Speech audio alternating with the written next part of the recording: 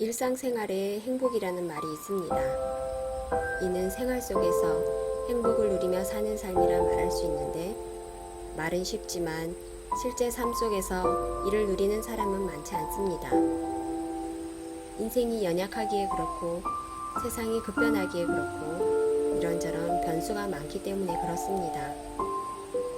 그럼에도 불구하고 많은 사람들은 일상에서의 행복을 여전히 추구하고 있습니다. 이를 위해서 혹자는 보통 사람으로 살기를 원합니다. 그저 욕심을 부리지 않고 주어진 삶에 만족하면서 살고자 하는 마음으로 말입니다. 예전에 노태우 전 대통령이 나는 보통 사람입니다 라고 말했는데, 실상 대통령의 자리에서조차 그런 삶을 살지 못하였습니다. 이는 마음으로는 원하지만 실제적으로 그런 삶을 사는 것이 쉽지 않음을 단적으로 보여주는 예입니다.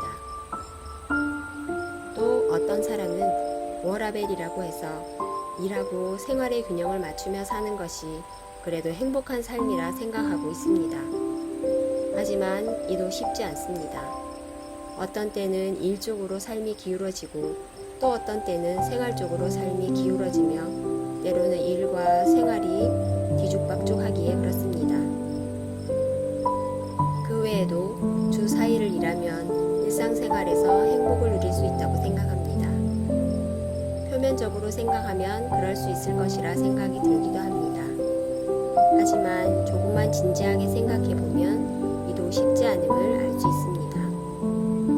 우리나라에 주 5일제가 들어올 때 이에 대한 찬반 논쟁이 많이 있었습니다.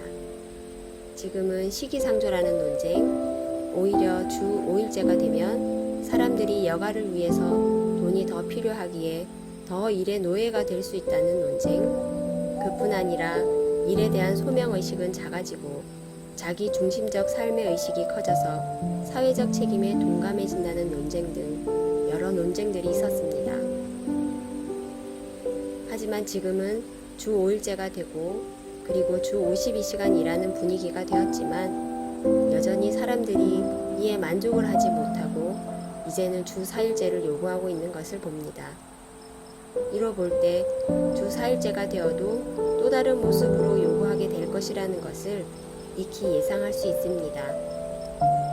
왜냐하면 이것이 서 있으면 앉고 싶고 앉아 있으면 눕고 싶고 누워 있으면 자고 싶은 것이 연약한 인생의 모습이기 때문입니다.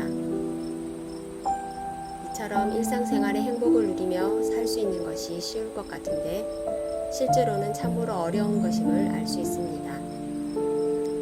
실상 일상생활의 행복은 창조주요 주권자가 되시는 하나님 앞에서 책임 있는 삶을 살 때에 선물로 누릴 수가 있습니다. 이것이 이 세상에서 연약한 인생이 일상생활의 행복을 누리는 유일한 비결입니다. 일상생활의 행복은 단지 내가 바란다고, 내가 가졌다고, 내가 이루었다고 누릴 수 있는 것이 아닙니다.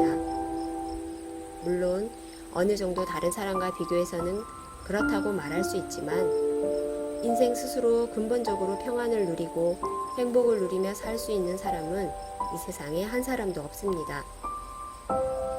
왜냐하면 죄된 본성을 타고났기에 그렇고, 또한 이 세상은 죄악이 가득 차 있고 또한 변화가 많은 세상이기에 그렇습니다.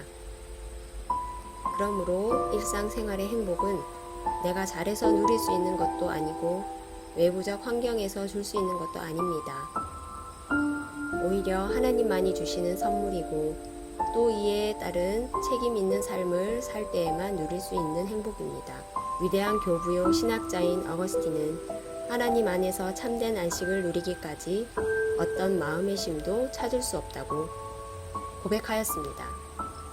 이는 오늘날에도 사실입니다. 우리 모두 이를 기억하며 하나님 안에서 책임 있는 삶을 사는 가운데 일상생활의 행복을 누리며 살 수 있었으면 합니다. 오늘 하루도 복된 주일이 되기를 빌며 주 안에서 샬롬을 전합니다.